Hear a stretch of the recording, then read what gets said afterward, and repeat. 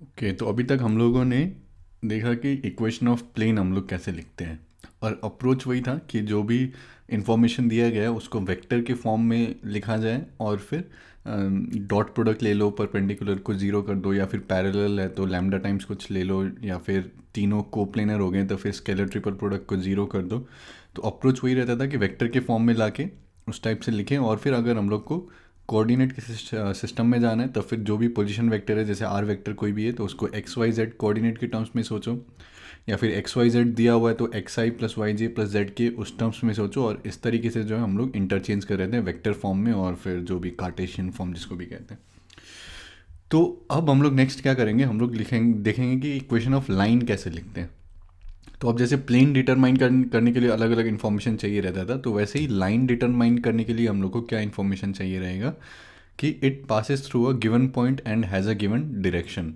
तो देखो, जैसे लाइन का आपने डायरेक्शन दे दिया, तो मान लो कि मैंने बोल दिया कि ये डायरेक्शन है लाइन का, ठीक है। तो अब ये डायरेक्शन तो यहाँ पर भी हो सकता है, यहाँ पर भी हो सकता है, यहाँ पर, मतलब ऐसे करके ये जा सकता है बहुत सारी जगह।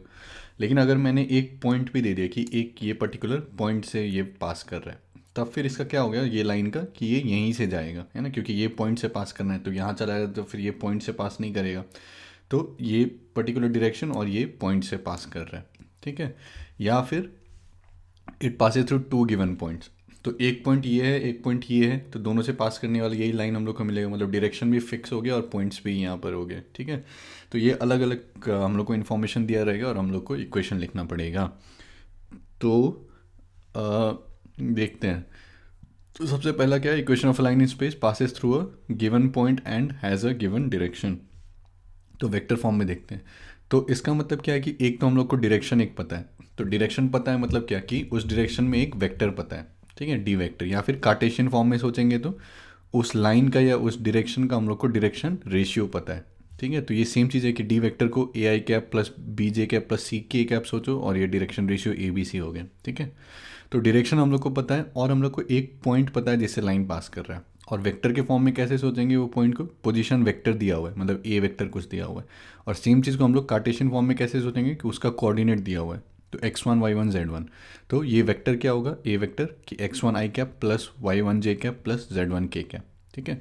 तो अब हम लोग क्या करेंगे ये लाइन का इक्वेशन लिखने के लिए कि ये लाइन पर कोई भी एक जनरल पॉइंट ले लो, ठीक है। तो जनरल मतलब आर वेक्टर, पोजीशन वेक्टर ये रिप्रेजेंट कर रहा है आर वेक्टर। और सिमिलरली अगर हम लोग ये कार्टेशियन फॉर्म में सोचेंगे तो आर को हम लोग सोचेंगे कि कोई भी हम लोग जनरल एक्स वाई जेड ले रहे हैं ये लाइन पर, ठीक है। तो आर वेक्टर क्या हो जाएगा, x i cap plus y j cap plus z k cap, ठीक है। तो अब हमारे पास क्या हो गया कि ये जो ए आर वेक्टर है ना, तो ये ओरिजिन यहाँ पर कहीं होगा, तो ओरिजिन से जोड़ने वाला ये ए वेक्टर हो गया, ये आर वेक्टर हो गया, तो ये ए आर वेक्टर क्या हो गया, आर वेक्टर माइनस ए वेक्टर हो गया, है ना, ये are vector minus A vector. तो ये are vector minus A vector क्या है, कोलिनियर है डी वेक्टर के साथ, मतलब डायरेक्शन सेम है। तो डायरेक्शन सेम है मतलब क्या कि अगर डी वेक्टर को हम लोग कुछ लैम्डा टाइम्स स्केल अप कर देंगे, ठीक है, तो हम लोग को ये वेक्टर मिल जाएगा। तो हम लोग क्या लिख सकते हैं कि r vector minus A vector is equal to some lambda times D vector, है ना। आई होप आपको समझ में आया होगा कि एक ये डी वेक्टर है और एक दूसरा वेक्टर हम लोग को चाहिए इसी के पैरेलल, है ना, कोलिनियर। तो फिर हम लोग क्या लिख सकते हैं इसको, lambda times some d vector, ठीक है। तो आर वेक्टर माइनस ए वेक्टर क्या हो गया, some lambda times D vector. तो यही हम लोग का स्ट्रेट मतलब ये लाइन का इक्वेशन हो गया कि r vector is equal to a vector plus lambda times D vector, ठीक है। अब इसको इंटरप्रेट करना आना चाहिए। इसको इंटरप्रेट क्या करेंगे, मतलब कि ए वेक्टर जो हो गया वो पोजीशन वेक्टर हो गया, मतलब कि इसके ऊपर कोई एक पॉइंट है जिसका पोजीशन वेक्टर ये है, ठीक है, जिससे थ्रू मतलब लाइन पास कर रहा है। और फिर plus lambda times D vector, मतलब ये डी वेक्टर जो है डायरेक्शन वेक्टर है, ठीक है। तो ये पोजीशन वेक्टर और फिर ये डायरेक्शन वेक्टर, इसमें डिफरेंस समझ में आना चाहिए, ठीक है। तो ये जो है ये लाइन का इक्वेशन हो गया, काफ़ी आसान है, बस वेक्टर का हम लोग अप्लाई कर रहे हैं यहाँ पर। अब सेम चीज़ को हम लोग कार्टेशियन फॉर्म में कैसे सोचेंगे, ये जो आर वेक्टर लिख रहे थे तो वो क्या हो जाएगा यहाँ पर x i cap plus y j cap plus z k cap. फिर ये डायरेक्शन वेक्टर जो था वो डी वेक्टर, तो वो A I cap plus B J cap plus C K cap, मतलब A B C direction ratio दिया रहेगा। और कोई भी ये जो पॉइंट दिया रहेगा x1 y1 z1, तो पोजीशन वेक्टर क्या हो जाएगा उसका, ए वेक्टर x1 आई कैप प्लस y1 जे कैप प्लस z1 के कैप, ठीक है। अब यहाँ पर ए आर वेक्टर क्या होगा, ए आर वेक्टर होगा आर वेक्टर माइनस ए वेक्टर, तो x माइनस एक्स वन आई कैप, है ना, x माइनस एक्स वन आई cap plus Y minus Y one जे cap plus Z minus Z one के cap. तो ये are vector minus A vector हो गया lambda times D vector, तो lambda times ये A I cap plus B J cap plus C K cap. तो यहाँ से अगर कंपेयर करेंगे आई कैप और ये आई कैप जे कैप के कैप क्या तीनों लीनियरली इंडिपेंडेंट है, तो फिर हम लोग इसका कोएफिशिएंट्स कंपेयर कर सकते हैं यहाँ पर। तो x माइनस एक्स वन जो है वो क्या है लैम्डा टाइम्स ए, ठीक है। फिर y माइनस वाई वन क्या है लैम्डा टाइम्स बी, फिर z माइनस जेड वन क्या है लैम्डा टाइम्स सी। तो इसमें हम लोग क्या सोच सकते हैं कि x minus x one divided by A वो भी लैम्डा के इक्वल है ना, y minus Y one by B वो भी लैम्डा के इक्वल है, और फिर z minus Z one by C वो भी लैम्डा के इक्वल है। तो हम लोग लाइन का इक्वेशन इस टाइप से लिख सकते हैं कि x minus x one by A is equal to Y minus Y one by B is equal to z minus Z one by c. और इसको इंटरप्रेट कैसे करेंगे कि ये जो लाइन है ये x1 y1 z1 ये पॉइंट से पास कर रहा है, और फिर एक डायरेक्शन है जिसका डायरेक्शन रेशियो ये ए बी सी है, उसके ये पैरेलल है, ठीक है। तो इस टाइप से जो है इंटरप्रेट करना आना चाहिए, ठीक है। तो रादर देन ये सबको एकदम रट्टा लगा लो, इससे अच्छा मतलब जैसे हम लोग यहाँ पर समझ के पढ़ रहे हैं वैसे ही समझ के पढ़ो, ठीक है। अब नेक्स्ट हम लोग देखेंगे कि equation of a line in space passes through two given points, ठीक है। तो जैसे ही 2 पॉइंट्स आ गए, तो 2 पॉइंट्स आ गए मतलब क्या कि एक पॉइंट मान लो ये ए दिया हुआ है, तो वेक्टर के फॉर्म में सोचेंगे तो मतलब उसका पोजीशन वेक्टर दिया हुआ है ए वेक्टर, और दूसरा पॉइंट बी है तो उसका पोजीशन वेक्टर दिया हुआ है बी वेक्टर, ठीक है। और कार्टेशियन फॉर्म में सोचेंगे तो एक पॉइंट दिया हुआ है कोऑर्डिनेट x1 y1 z1, दूसरा पॉइंट दिया हुआ है कोऑर्डिनेट x2 y2 z2, ठीक है। तो ये लाइन है, तो इसके ऊपर कोई भी हम लोग जनरल पॉइंट ले लेंगे r, ठीक है। और वेक्टर फॉर्म में सोचेंगे तो उसका पोजीशन वेक्टर r वेक्टर है, और अगर कार्टेशियन फॉर्म में सोचेंगे तो कोई भी general r x y z, ठीक है। तो इसमें a वेक्टर कैसे लिख सकते हैं, अगर हम लोग उसका कोऑर्डिनेट x1 y1 z1 बोले तो x1 i cap plus y1 j cap plus z1 k cap, ठीक है। और फिर r vector x i cap plus y j cap plus z k cap, और b वेक्टर आपका सिमिलरली अगर x2 y2 z2 बोल रहे हो तो b वेक्टर क्या हो जाएगा कि x2 i cap plus y2 j cap plus z2 k cap, है ना। तो अब यहाँ पर क्या है कि एक तो वेक्टर मेरे को ये मिल जाएगा ए बी वेक्टर, ठीक है। ए बी वेक्टर क्या होगा बी वेक्टर माइनस ए वेक्टर, ठीक है। तो एक मेरे पास ये ए बी वेक्टर मिल जाएगा, और दूसरा वेक्टर हम लोग क्या ले सकते हैं ये ए आर वेक्टर, है ना, ए आर वेक्टर। तो ए आर वेक्टर क्या हो जाएगा आर वेक्टर माइनस ए वेक्टर। तो अब ये दोनों क्या है कोलिनियर है ना, मतलब ए आर वेक्टर क्या है some lambda times a B vector, ठीक है। तो वहीं से इक्वेशन आ जाएगा कि r vector minus A vector is equal to some lambda times b vector minus A vector. तो आर वेक्टर क्या हो जाएगा a vector plus lambda times b vector minus A vector, है ना। तो यहाँ पर ए वेक्टर क्या दिखा रहा है कि ये इस पोजीशन से पास कर रहा है, और फिर ये बी वेक्टर माइनस ए वेक्टर ये डायरेक्शन दे रहा है, ठीक है। सेम चीज़ हम लोगों ने यहाँ पर ए आर वेक्टर लिया, हम लोग यहाँ पर बी आर वेक्टर भी ले सकते थे, तो कोई फ़र्क नहीं पड़ता, यहाँ पर बस बी वेक्टर आ जाता, ठीक है। तो ये हम लोग का लाइन का हो गया। अब सेम चीज़ को कार्टेशियन फॉर्म में कैसे लिखेंगे कि ये ए आर वेक्टर यहाँ पर हम लोग लेंगे, है ना। तो ए आर वेक्टर क्या होगा एक्स माइनस एक्स वन आई cap plus Y minus Y one जे cap plus Z minus Z one के कैप, ठीक है। वो ए आर वेक्टर हो गया lambda times a B vector. तो ए बी वेक्टर क्या हो जाएगा x two minus x one आई cap plus y two minus Y one जे cap plus z two minus Z one के कैप, ठीक है। तो बस यहाँ पर फिर से कंपेयर करो कि x माइनस एक्स वन जो है lambda times x2 minus x one है, y minus Y one lambda times y two minus Y one है, z minus Z one lambda times z2 minus Z one है। तो x minus x one by x2 minus x one is equal to y minus Y one by y two minus Y one is equal to z minus Z one by z2 minus Z one. तो इसको interpret करना आना चाहिए। तो interpret कैसे करेंगे कि ये लाइन है जो कि x1 y1 z1 से पास कर रहा है एंड x2 y2 z2 से भी पास कर रहा है, ठीक है।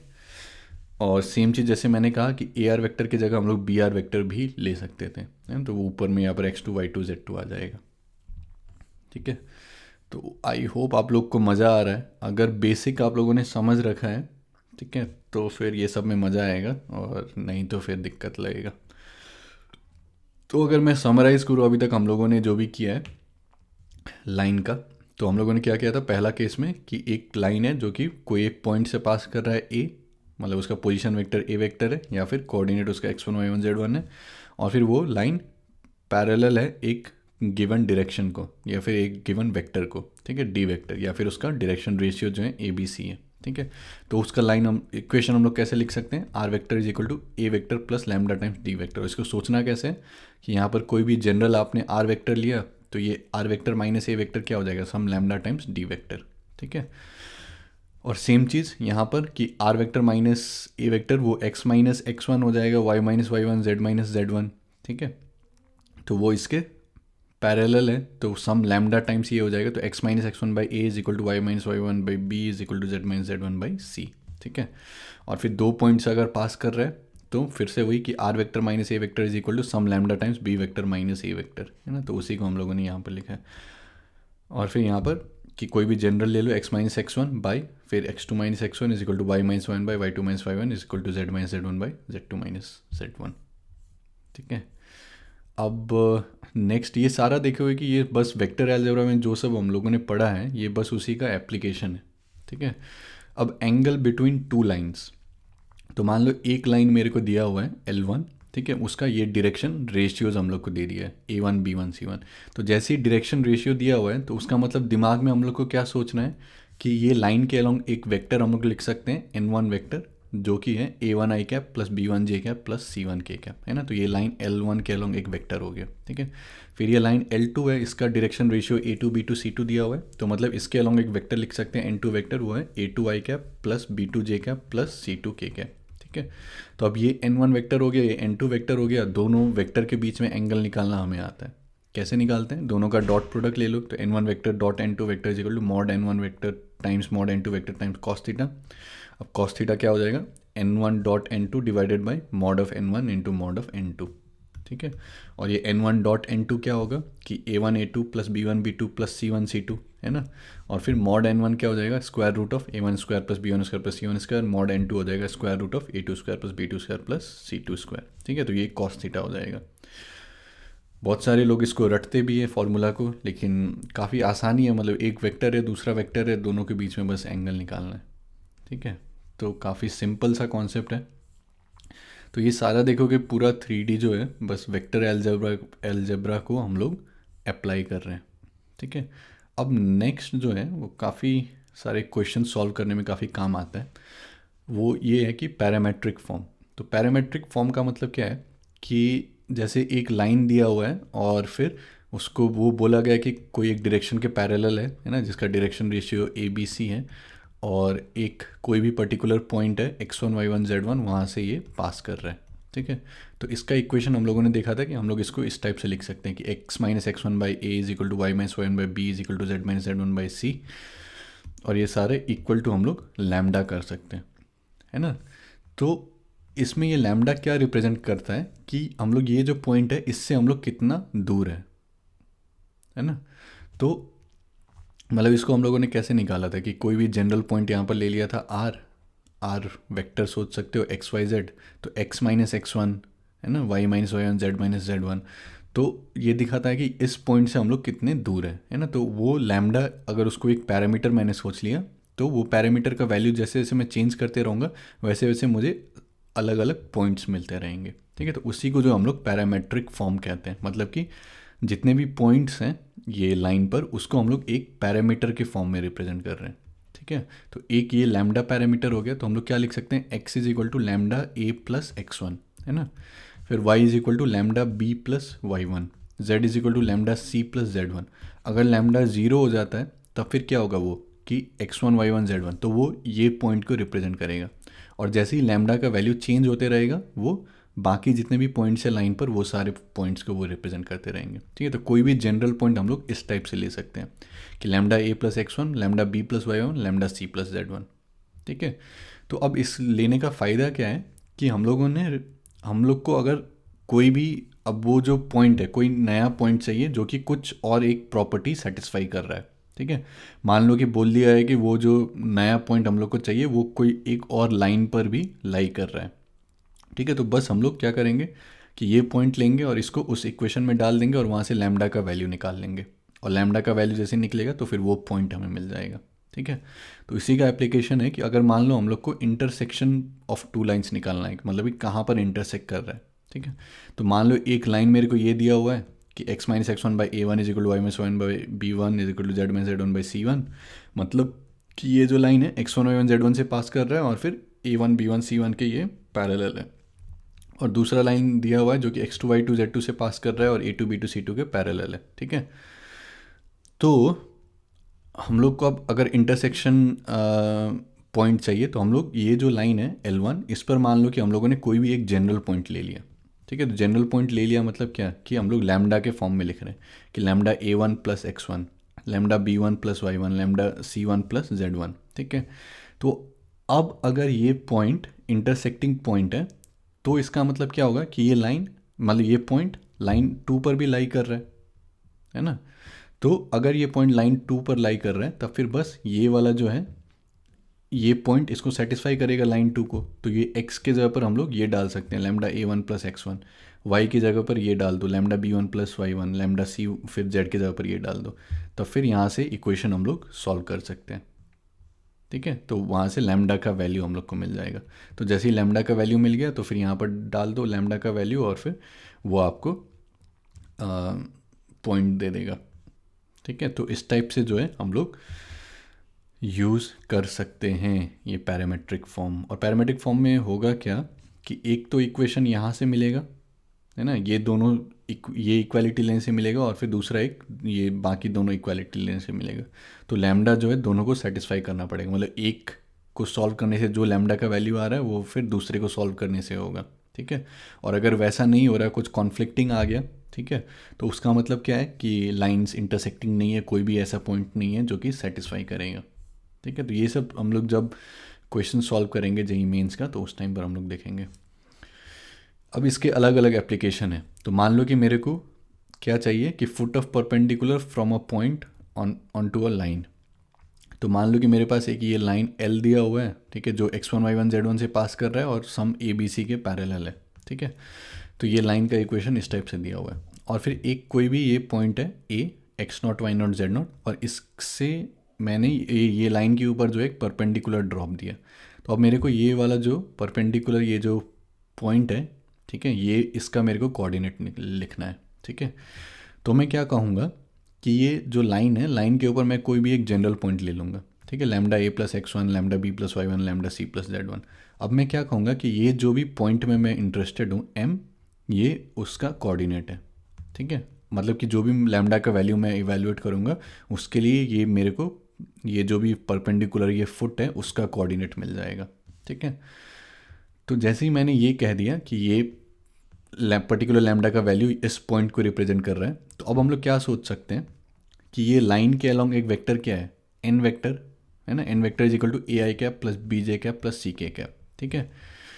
और फिर हम लोग क्या लिख सकते हैं, ये AM वेक्टर हम लोग निकाल सकते हैं क्योंकि M का कोऑर्डिनेट ये हम लोग को पता है और A का कोऑर्डिनेट हम लोग को पता है, ठीक है। तो ये AM वेक्टर क्या हो जाएगा कि M वेक्टर माइनस ए वेक्टर, है ना, मतलब कि इसका जो भी पोजीशन वेक्टर है। तो lambda A plus X1 minus X0 I cap plus lambda B plus Y1 minus Y0 J cap plus lambda C plus Z1 minus Z0 K cap, ठीक है। आई होप ये वाला स्टेप आपको समझ में आया होगा कि ये M है। तो अगर मैं OM वेक्टर लिखूँ या फिर M वेक्टर लिखूँ, मतलब इसका पोजीशन वेक्टर, है ना, तो वो हम लोग ये लिख सकते हैं कि lambda A plus X1 times I cap plus lambda B plus Y1 J cap, है ना, प्लस फिर lambda C plus Z1 K cap, ठीक है। ये हम लोग का इसका पोजीशन वेक्टर हो जाएगा और फिर ये पॉइंट A का पोजीशन वेक्टर हम लोग को मिल जाएगा X0 I cap plus Y0 J cap plus Z0 K cap, ठीक है। तो अब बस अगर AM वेक्टर चाहिए तो मतलब क्या है, M vector minus A vector, है ना, तो ये दोनों का, तो ये AM वेक्टर मिल जाएगा। अब ये वेक्टर हम लोग निकाल क्यों रहे हैं, क्योंकि हमें ये प्रॉपर्टी पता है कि ये AM वेक्टर जो है ये परपेंडिकुलर है N वेक्टर के। तो इसका मतलब क्या हो जाएगा कि अगर मैं दोनों का डॉट प्रोडक्ट लेता हूँ AM vector dot N vector, तो वो मेरे को 0 मिलना चाहिए, ठीक है। तो वो 0 मिलना चाहिए मतलब कि ये दोनों का डॉट प्रोडक्ट क्या होगा कि A times lambda A plus X1 minus X0 plus फिर B times lambda B plus Y1 minus Y0 plus C times lambda C plus Z1 minus Z0 is equal to 0। और फिर बस ये equation आ गया, इसमें बस लैम्डा अननोन है तो यहाँ से लैम्डा निकाल लो और लैम्डा जैसे ही आएगा तो लैम्डा को यहाँ पर रख दो, तो फिर ये जो फुट ऑफ परपेंडिकुलर है वो मेरे को मिल जाएगा, ठीक है। तो ये फॉर्मूला को रटने के बजाय ये प्रोसेस को समझो कि हम लोगों ने क्या किया, ये लाइन पर कोई भी एक जनरल पॉइंट ले लिया, है ना, लैम्डा के टर्म्स में पैरामेट्रिक फॉर्म में, और फिर वो पॉइंट को हम लोगों ने बोला कि वो ये फुट ऑफ परपेंडिकुलर है। तो जैसे ही फुट ऑफ परपेंडिकुलर हो गया तो फिर हम लोग को ये AM वेक्टर मिल जाएगा, फिर ये n वेक्टर हम लोग को पता है, ये लाइन के अलॉन्ग दोनों का डॉट प्रोडक्ट 0 ले लिया, वहाँ से लैम्डा को सॉल्व कर लिया और फिर ये फुट ऑफ परपेंडिकुलर आ जाएगा। ठीक है, तो कॉन्सेप्ट को समझो और फिर क्वेश्चन जब हम लोग सॉल्व करेंगे उस टाइम पर और क्लियर होगा। अब नेक्स्ट हम लोग देखते हैं perpendicular distance from a point on a line. ठीक है, तो ये सारे चीज़ वही अब उसी को फॉलो करेंगे। तो अगर मेरे को परपेंडिकुलर डिस्टेंस चाहिए तब फिर मैं क्या करूँगा कि अगर मेरे को ये m का कोऑर्डिनेट मिल जाता है फुट ऑफ परपेंडिकुलर, तब तो फिर हम लोग बहुत आराम से निकाल सकते हैं डिस्टेंस कि मतलब इसका जो भी कोऑर्डिनेट है तो दोनों का मतलब इसका अगर मैं कहूँ सम x2 y2 z2 तो x2 minus x nought whole square plus y2 minus y nought whole square plus z2 minus z1 मतलब जैसे जो डिस्टेंस का फॉर्मूला होता है उससे हम लोग निकाल सकते हैं। या फिर ये जो भी am वेक्टर है उसका अगर मॉड ले लें तो वो भी हम लोग को दे देगा। ठीक है, तो बस सेम चीज़ करना है कि ये पहले फुट ऑफ परपेंडिकुलर निकालना है, तो उसके लिए कोई भी जनरल पॉइंट ले लो, है ना, lambda a plus x one lambda b plus y lambda c plus z1, और फिर ये जो am वेक्टर है, ठीक है, ये जो am वेक्टर है तो उसको डॉट कर लो n के साथ 0, मतलब अभी जो हम लोगों ने किया। फिर यहाँ से लैम्डा का वैल्यू निकल जाएगा, तो लैम्डा का वैल्यू जैसे ही मिल गया मतलब हम लोग को ये am वेक्टर पता चल गया।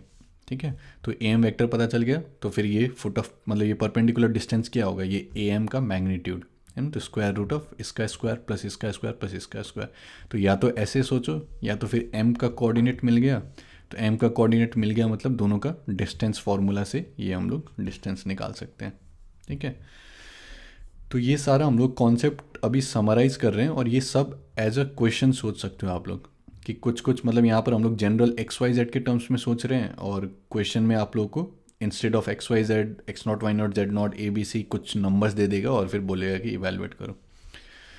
इमेज ऑफ अ पॉइंट, तो इमेज ऑफ अ पॉइंट का मतलब क्या है कि ये लाइन है हमारे पास और फिर ये पॉइंट है ना, a x not y not z naught, इसका हम लोग को इमेज निकालना है।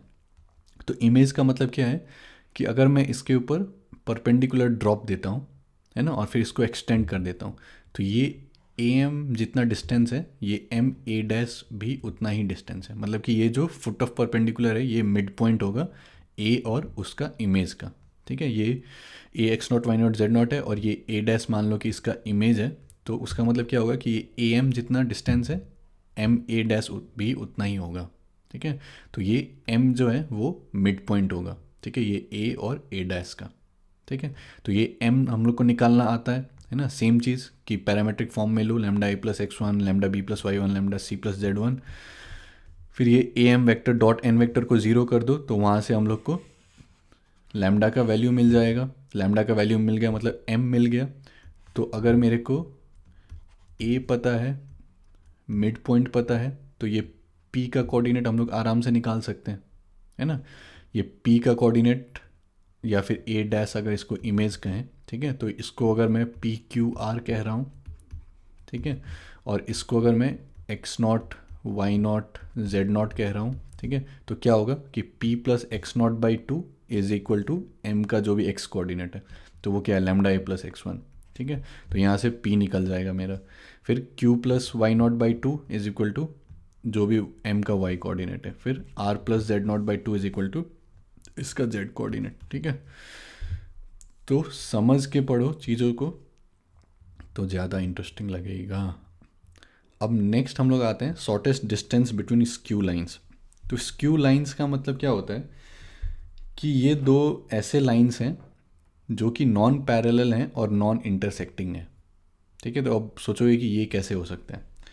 तो अगर हम लोग एक ही प्लेन में लाइंस के बारे में सोचते हैं, मान लो कि दो लाइन है जो एक ही प्लेन में लाई कर रहा है, तो उसमें क्या हो सकता है कि एक लाइन मान लो ये है, अब दूसरा लाइन जो है वो क्या होगा, वो या तो इसी के ऊपर लाई करेगा, मतलब या तो सेम ही लाइन है या फिर वो कुछ इसके पैरेलल हो सकता है ना। तो पैरेलल है मतलब क्या कि इंटरसेक्टिंग नहीं होगा, या फिर अब तीसरा क्या है कि कोई और एक लाइन है जो कि इंटरसेक्टिंग है ना। तो एक प्लेन में क्या होता है कि दो लाइंस जो हैं वो या तो इंटरसेक्टिंग है या फिर पैरेलल है या फिर कोइंसिडेंट। कोइंसिडेंट मतलब सेम ही लाइन है, ठीक है, या फिर पैरेलल है या फिर इंटरसेक्टिंग है।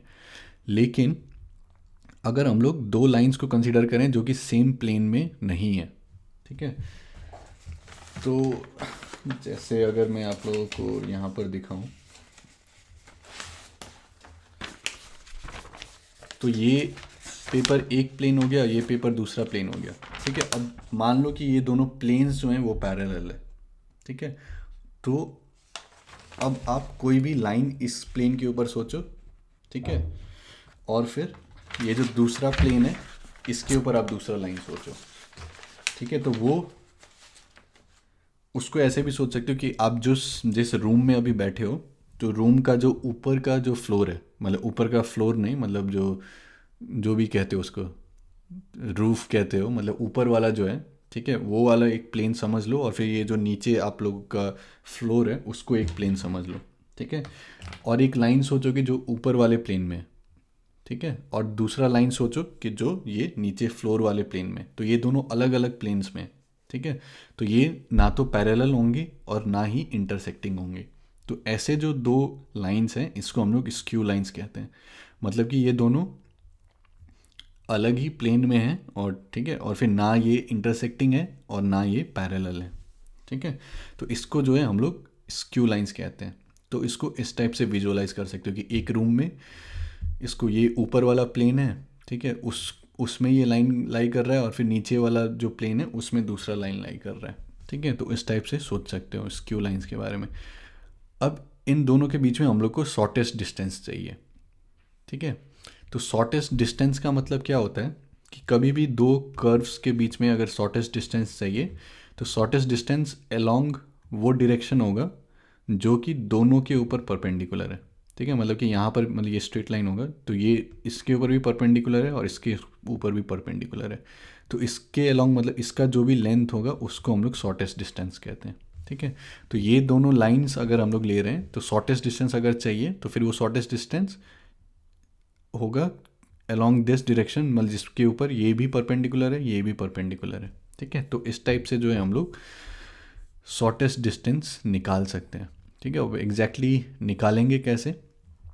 तो मान लो कि मेरे पास दो लाइंस हैं। ठीक है, एक ये लाइन है L1। ठीक है, जो कि इस टाइप से दिया हुआ है R vector is equal to R1 vector plus lambda times U vector. तो इसको इंटरप्रेट कैसे करेंगे कि ये कोई भी एक पॉइंट है ए जिसका पोजीशन वेक्टर R1 वेक्टर है उससे पास कर रहा है, और फिर इसके अलोंग एक वेक्टर है जो कि यू वेक्टर है ना, इस तरीके से इंटरप्रेट कर सकते हैं। तो ये एक लाइन हम लोग को दिया हुआ है, और दूसरा लाइन दिया हुआ है R vector is equal to R2 vector plus mu times V vector. इसको कैसे इंटरप्रेट करेंगे कि ये एक पॉइंट से पास कर रहा है बी जिसका पोजीशन वेक्टर R2 वेक्टर है, और फिर इसके अलोंग एक वेक्टर है वी वेक्टर। ठीक है, तो ये दूसरा लाइन हो गया L2। तो अब ये दोनों स्क्यू लाइंस हैं और दोनों के बीच में मेरे को शॉर्टेस्ट डिस्टेंस निकालना है। तो शॉर्टेस्ट डिस्टेंस मतलब क्या होगा कि अलोंग दैट डायरेक्शन जो कि दोनों के ऊपर परपेंडिकुलर हो। ठीक है, तो अगर मेरे को ये पी क्यू के अलोंग एक वेक्टर चाहिए, ठीक है, जो कि इसके भी परपेंडिकुलर हो, L2 के भी परपेंडिकुलर हो, तो L1 के अलोंग कौन सा वेक्टर है? U vector. L2 के अलोंग कौन सा वेक्टर है? V vector. अब हम लोग को एक ऐसा वेक्टर चाहिए जो कि U के ऊपर भी परपेंडिकुलर हो, V के ऊपर भी परपेंडिकुलर हो, तो वो कौन सा वेक्टर होता है? दोनों का क्रॉस प्रोडक्ट ले लो, है ना। तो दोनों का क्रॉस प्रोडक्ट ले लेंगे तो फिर वो इसके ऊपर भी परपेंडिकुलर होगा L1 के ऊपर, और L2 के ऊपर भी परपेंडिकुलर होगा। और अगर मेरे को यूनिट वेक्टर चाहिए उस डायरेक्शन में, तो फिर मैं क्या करूँगा कि उसके मॉड से उसको डिवाइड कर दूंगा, है ना। तो फिर ये एक यूनिट वेक्टर हो जाएगा पी क्यू वेक्टर। ठीक है, ये एक यूनिट वेक्टर हो जाएगा ये परपेंडिकुलर डायरेक्शन के अलोंग। ठीक है, तो ये पी क्यू वेक्टर हो गया। अब अगर ये सोचोगे कि ये पॉइंट ए जो है ये L1 के ऊपर लाई कर रहा है, पॉइंट बी L2 के ऊपर लाई कर रहा है, तो हम लोग ए बी वैक्टर सोच सकते हैं, है ना, R2 vector minus R1 vector. तो अब हम लोग को बस इसका प्रोजेक्शन लेना है इसके अलोंग। ठीक है, मतलब ये जो वेक्टर है, मतलब दोनों जो लाइंस हैं, तो ये एक वेक्टर हो गया, कोई भी दो पॉइंट को ज्वाइन कर रहे हैं। अब इसका प्रोजेक्शन मेरे को लेना है अलोंग दिस पर्टिकुलर डायरेक्शन। ठीक है, तो ए बी वेक्टर का अगर हम लोग को पी क्यू वेक्टर के अलोंग प्रोजेक्शन चाहिए, तब फिर हम लोग क्या ले सकते हैं कि A B vector dot P Q cap, है ना, मतलब पी क्यू के अलोंग एक यूनिट वेक्टर ले सकते हैं, और फिर ए बी वेक्टर के साथ डॉट ले लो। ठीक है, तो परपेंडिकुलर डिस्टेंस जो है वो यही हो जाएगा। तो ए बी वेक्टर हम लोग का क्या हो जाएगा यहाँ पर? R2 vector minus R1 vector dot फिर ये पी क्यू कैप क्या था? U vector cross V vector divided by mod of U vector cross B vector, और क्योंकि ये डिस्टेंस है तो फिर इसका भी हम लोगों ने मॉड्यूलस ले लिया, मैग्नीट्यूड ले लिया, ठीक है। तो डिस्टेंस जो है इससे यही फॉर्मूला है इसका। तो इसको बहुत सारे लोग रटते भी हैं, लेकिन रटने से ज़्यादा अच्छा यही है कि दिमाग में इस तरीके से सोचो कि ए मतलब इस पर एक पॉइंट है R1 वेक्टर, इस पर एक पॉइंट है R2 वेक्टर, तो जो दोनों मतलब ये जनरल कोई भी पॉइंट्स हैं तो फिर ये दोनों को ज्वाइन करने वाले R2 माइनस R1 वेक्टर हो गया। अब हम लोग को इसका प्रोजेक्शन लेना है अलोंग दैट डायरेक्शन जो कि दोनों के ऊपर परपेंडिकुलर हो। तो दोनों के ऊपर परपेंडिकुलर होने वाला और फिर मतलब डायरेक्शन कौन सा है, ठीक है, मतलब वेक्टर कौन सा है जो कि दोनों के ऊपर परपेंडिकुलर है और यूनिट वेक्टर है। तो बस ये जो यू वेक्टर है ये लाइन के अलोंग, और ये जो वी वेक्टर है ये लाइन के अलोंग, दोनों का क्रॉस ले लो और फिर उसके मैग्नीट्यूड से डिवाइड कर दो, है ना। तो ये यूनिट वेक्टर मिल जाएगा हम लोग को इसके अलोंग, और फिर इसका हम लोग उसके ऊपर प्रोजेक्शन ले लिया, ठीक है। तो परपेंडिकुलर डिस्टेंस जो है वो यही हो जाएगा। थोड़ा सा सोचो और फिर बाद में जब हम लोग क्वेश्चन सॉल्व करेंगे तब और क्लियर होगा, ठीक है। तो ये R2 minus R1 vector dot फिर ये unit vector U vector cross V vector divided by mod of U vector cross V vector, ठीक है। तो नेक्स्ट हम लोग अब आते हैं पॉइंट एंड प्लेन के ऊपर, ठीक है। तो पॉइंट एंड प्लेन के ऊपर मतलब क्या है कि जैसे अभी तक हम लोग क्या कर रहे थे कि एक लाइन है और फिर एक पॉइंट दिया हुआ है, तो वो पॉइंट से वो लाइन के ऊपर परपेंडिकुलर उसका फुट कैसे निकालते हैं, परपेंडिकुलर डिस्टेंस कैसे निकालते हैं, इमेज कैसे निकालते हैं। अब same cheese instead of line हम लोग क्या करेंगे कि एक प्लेन में, ठीक है, मतलब कि एक प्लेन दिया हुआ है और एक पॉइंट है, मतलब कि ये एक प्लेन है और ऊपर में कोई एक पॉइंट है, तो इससे अगर मैं परपेंडिकुलर ड्रॉप देता हूँ तो फिर ये जो भी पॉइंट है वो हम लोग कैसे निकालते हैं, ठीक है, फुट ऑफ परपेंडिकुलर, और फिर उसी को एक्सटेंड कर दो तो उसका जो इमेज होगा वो इमेज हम लोग कैसे निकालते हैं, ठीक है। तो पहले मैं आप लोगों को फॉर्मूला यहाँ पर बता देता हूँ, फिर हम लोग देखते हैं कि इसको हम लोग डिराइव कैसे कर सकते हैं। तो अगर मेरे को परपेंडिकुलर डिस्टेंस निकालना है, ठीक है, कि अगर ये x1 y1 z1 है और फिर मेरे को ये AM निकालना है, ठीक है, मेरे को एक ये प्लेन दिया हुआ है AX plus BY plus CZ plus D is equal to 0, ठीक है। तो मेरे को ये परपेंडिकुलर डिस्टेंस निकालना है AM, ठीक है। तो AM क्या होगा, मॉड ऑफ ये जो प्लेन का इक्वेशन है उसमें आप x1 y1 z1 डाल दो, ठीक है, AX1 plus BY1 plus CZ1 plus D फिर divided by square root of A square plus B square plus C square. तो ये जो होगा यही परपेंडिकुलर डिस्टेंस होगा, ठीक है। ये कैसे डिराइव होता है वो अभी हम लोग थोड़ी देर में देखेंगे, लेकिन ये फॉर्मूला दिमाग में रख लो। काफ़ी आसान है कि बस जो प्लेन का इक्वेशन दिया हुआ है तो वहाँ पर x1 y1 z1 डाल दो और फिर divide by square root of A square plus B square plus C square कर दो, ठीक है। नेक्स्ट आता है कि ये जो पॉइंट M है उसका कोऑर्डिनेट कैसे निकालते हैं, ठीक है। तो उसमें हम लोग क्या सोच सकते हैं कि ये जो लाइन है, ठीक है, मतलब ये AM जो लाइन है उसका इक्वेशन क्या होगा कि x माइनस x1 बाई ए, है ना। ये ABC क्या है, ABC ये है कि ये प्लेन का जो नॉर्मल होगा उसका डायरेक्शन रेशियो। तो ये AM अभी हम लोग परपेंडिकुलर बात कर रहे हैं, तब फिर ये AM का डायरेक्शन रेशियो भी वही होगा, है ना, ABC। तो x minus x1 by A is equal to y minus y1 by B is equal to z minus z1 by C, this is equal to minus of, अब ये जो प्लेन का इक्वेशन है वहाँ पर ये डाल दो AX1 plus BY1 plus CZ1 plus D फिर divide by A square plus B square plus C square. तो यहाँ से जो XYZ निकलेगा वो ये फुट ऑफ परपेंडिकुलर निकलेगा, ठीक है। और यहाँ पर ध्यान रखना यहाँ पर स्क्वायर रूट नहीं है कुछ भी, ठीक है। और फिर सेम चीज़ अगर मेरे को ये इमेज निकालना है तो इमेज क्या होता है, मिड पॉइंट होता है इसका। तो इमेज में बस ये सेम चीज़ होगा x minus x1 by a, y minus one by b, z minus z1 by c. अब यहाँ पर जो है माइनस 2 लग जाएगा, ठीक है, minus 2 times AX1 plus BY1 plus CZ1 plus D by A square plus B square plus C square, ठीक है। तो ये डायरेक्ट फार्मूलाज हैं, लेकिन हमेशा फार्मूला कैसे आया वो पता होना चाहिए, क्योंकि इसका वेरिएशन मिल सकता है एग्जाम में। जैसे यहाँ पर हम लोग क्या कर रहे हैं, सारा परपेंडिकुलर डायरेक्शन में कर रहे हैं, लेकिन अगर कोई नया डायरेक्शन के अलोंग बोल दिया, ठीक है, कि अलोंग दिस डायरेक्शन डिस्टेंस निकालो या फिर फुट ऑफ परपेंडिकुलर निकालो, ठीक है, या जो भी, तो उसमें फिर फंस जाओगे। तो इसका जो है हम लोग डेरिवेशन देखते हैं, ठीक है, और बहुत सिंपल ही है, ज़्यादा कुछ कॉम्प्लिकेटेड नहीं है। तो सबसे पहले स्टार्ट करते हैं। मान लो कि मेरे को distance of a point from a line निकालना है, ठीक है। तो ये distance of a point from a plane. तो ये प्लेन का इक्वेशन दिया हुआ है a x plus B Y plus C Z plus d is equal to zero. तो इसको इंटरप्रेट करना आना चाहिए कि ए बी सी का मतलब क्या हो गया कि ये प्लेन का जो भी नॉर्मल होगा उसका direction ratio A B C है ना। तो अगर मेरे को ये पॉइंट ए से इसके ऊपर परपेंडिकुलर डिस्टेंस हम लोग को निकालना है तो हम लोग क्या करेंगे, इसके ऊपर नॉर्मल ड्रॉप करेंगे, है ना, परपेंडिकुलर ड्रॉप करेंगे। तो ये जो लाइन है ए एम, इसका डायरेक्शन रेशियो क्या हो जाएगा ए बी सी, है ना, ये जो ए बी सी है। तो ए एम का डायरेक्शन रेशियो हम लोग को पता है, और ए एम हम लोग को पता है कि X one Y one Z one से पास कर रहा है। ठीक है, तो ए एम का इक्वेशन कैसे लिख सकते हैं, x minus x one by A is equal to Y minus Y one by B is equal to Z minus Z one by c, है ना। और फिर इसके ऊपर कोई भी अब जनरल पॉइंट हम लोग ले सकते हैं इक्वल टू लैम्डा। तो जनरल पॉइंट क्या हो जाएगा, lambda a plus x one, lambda b plus Y one, lambda c plus z one. अब हम लोग यही जो जनरल पॉइंट है इसको हम लोग बोलेंगे कि ये प्लेन के ऊपर लाई कर रहा है। ठीक है, मतलब जो भी लैम्डा का वैल्यू सॉल्व करेंगे तो वो ये प्लेन के ऊपर लाई कर रहा है, मतलब कि ये एम का कोऑर्डिनेट है। तो अगर ये प्लेन के ऊपर लाई कर रहा है मतलब क्या कि इसको अगर मैं प्लेन के इक्वेशन में डालूंगा तो वो सेटिस्फाई करना चाहिए। तो बस इसको प्लेन के इक्वेशन में डाल दो और फिर वहाँ से लैम्डा का वैल्यू निकाल लो। तो a times lambda a plus x one plus b times lambda b plus Y one plus c times lambda c plus z one plus d is equal to zero. तो इसको अगर solve करोगे तो lambda ये आ जाएगा कि minus A x one plus B Y one plus C Z one plus D divided by A square plus B square plus C square.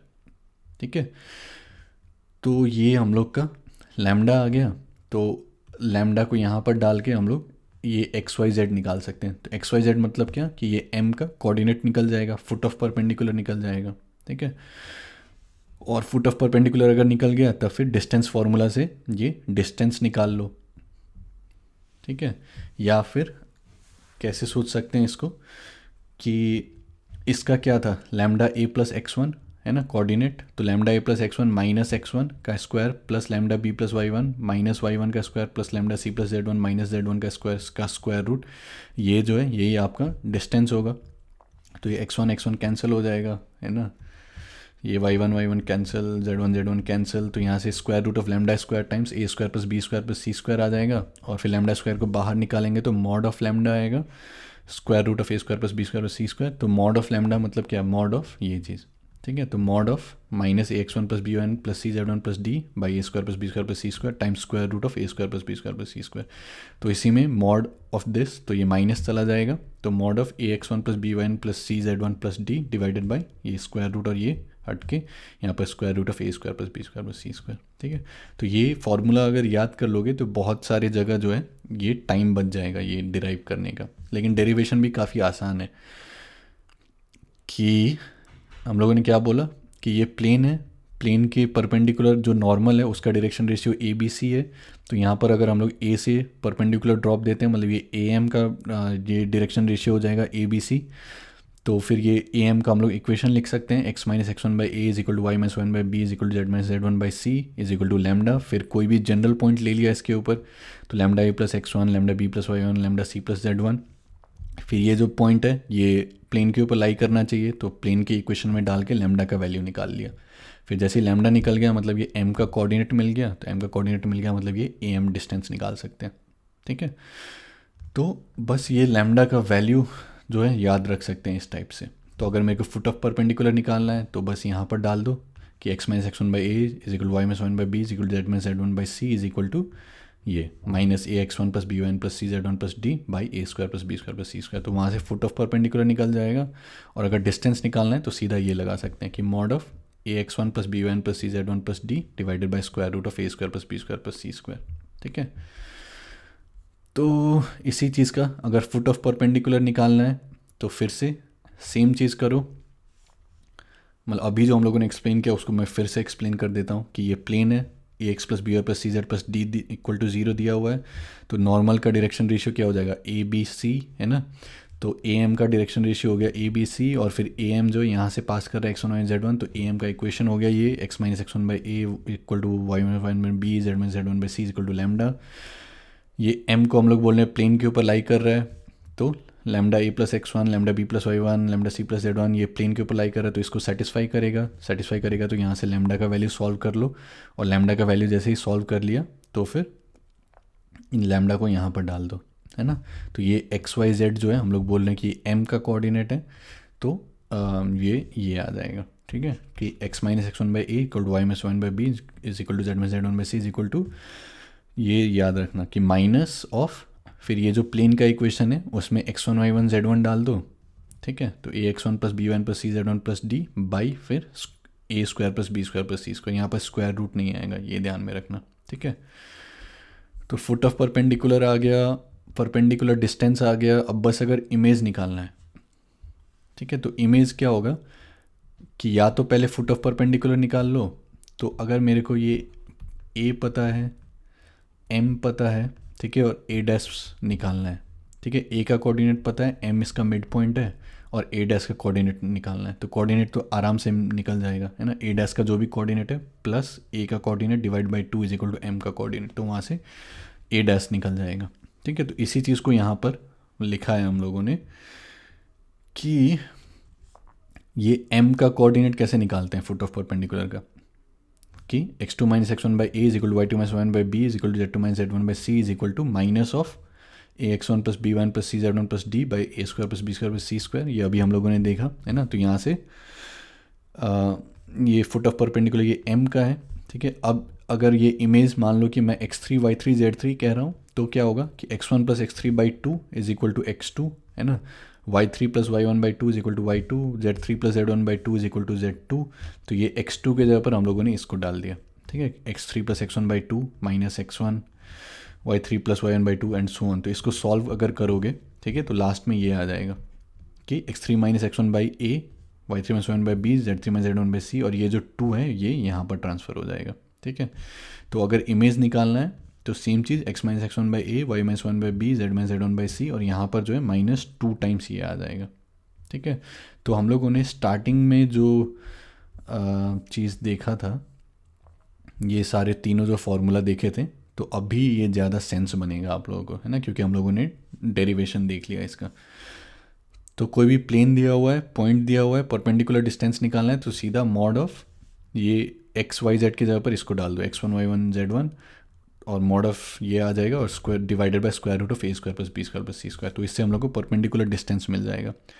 अगर फुट ऑफ परपेंडिकुलर निकालना है, मतलब एम का कोऑर्डिनेट निकालना है, तो x minus x one by A is equal to Y minus Y one by B is equal to Z minus Z one by C is equal to minus of ये plane का जो equation है उसमें ये डाल दो, a x one plus B one plus C Z one plus D divided by A square plus B square plus C square, ठीक है। और अगर इमेज निकालना है तो सेम चीज़, लेकिन यहाँ पर -2 आ जाएगा, ठीक है। तो अभी हम लोग कॉन्सेप्ट ये सब समझ रहे हैं, और ये सब कुछ मतलब एज अ प्रॉब्लम आप लोग सोच सकते हो, है ना, एज अ क्वेश्चन सोच सकते हो, और जब हम लोग क्वेश्चन सॉल्व करेंगे जेई मेंस का, तो फिर ये सब सारा चीज़ जो है ये वहाँ पर यूज़ होगा, ठीक है। अब नेक्स्ट और एक चीज़ आता है कि प्लेन जो है और पॉइंट्स जो हैं, तो पॉइंट्स 2 पॉइंट्स दे दिए गए हैं, और फिर पूछा जाता है कि दोनों पॉइंट्स जो हैं वो प्लेन के सेम साइड में लाई कर रहा है या फिर ऑपोजिट साइड में लाई कर रहा है, ठीक है। तो उसका क्या तरीका है कि मान लो ये प्लेन मेरे को दिया हुआ है, a x plus B Y plus C Z plus d is equal to 0, ठीक है, a x plus B Y plus C Z plus d equal to 0, ठीक है। तो अब इसमें क्या पूछा जा रहा है कि 2 पॉइंट्स मेरे को दे दिए गए हैं, X one Y one Z one, दूसरा है X two Y two Z two, तो दोनों सेम साइड में लाई कर रहा है कि नहीं कर रहा है। तो इसका निकालने का एक बहुत सिंपल सा तरीका है कि ये जो प्लेन का इक्वेशन है, ठीक है, तो यहाँ पर एक बार x one Y one Z one डाल दो, तो इसको इवेलुएट कर लो, a x one plus B Y one plus C Z one plus d, इसका साइन इवेलुएट कर लो, ठीक है। तो बस इतना चीज़ को कंसिडर करो, a x plus B Y plus C Z plus d, तो इसमें एक बार एक्स वन डाल दो, x one Y one Z one डाल दो, एक बार x two Y two Z two डाल दो।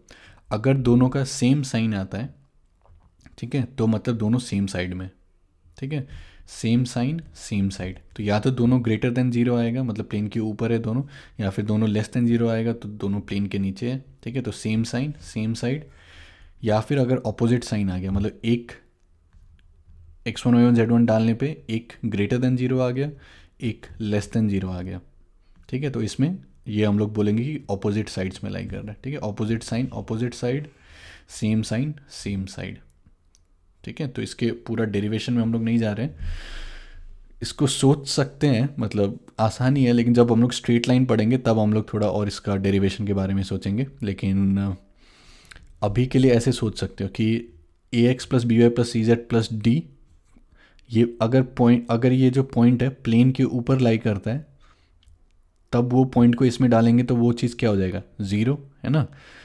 अब अगर मैं z के पॉजिटिव साइड में जाता हूँ, ठीक है, एक्स वाई को मान लो कि मैं सेम रखता हूँ और फिर z को मैं पॉजिटिव साइड में जाता हूँ, मतलब कि z का मैं वैल्यू बढ़ा रहा हूँ, ठीक है। तो अगर ये चीज़ ज़ीरो है तब फिर अगर मैं z का वैल्यू बढ़ाऊँ तब फिर वो क्या हो जाएगा, और पॉजिटिव होते जाएगा, है ना। तो फिर ये ग्रेटर देन जीरो हम लोग को मिलेगा ऑन द सेम साइड, और अगर मैं नीचे लेके जाऊँ तब फिर वो लेस देन जीरो हो जाएगा, ठीक है। तो इस टाइप से सोच सकते हो, लेकिन एंड रिजल्ट बस दिमाग में ये रखो कि सेम साइन अगर आ जाएगा तो सेम साइड में, ऑपोजिट साइन आएगा तो ऑपोजिट साइड में, ठीक है।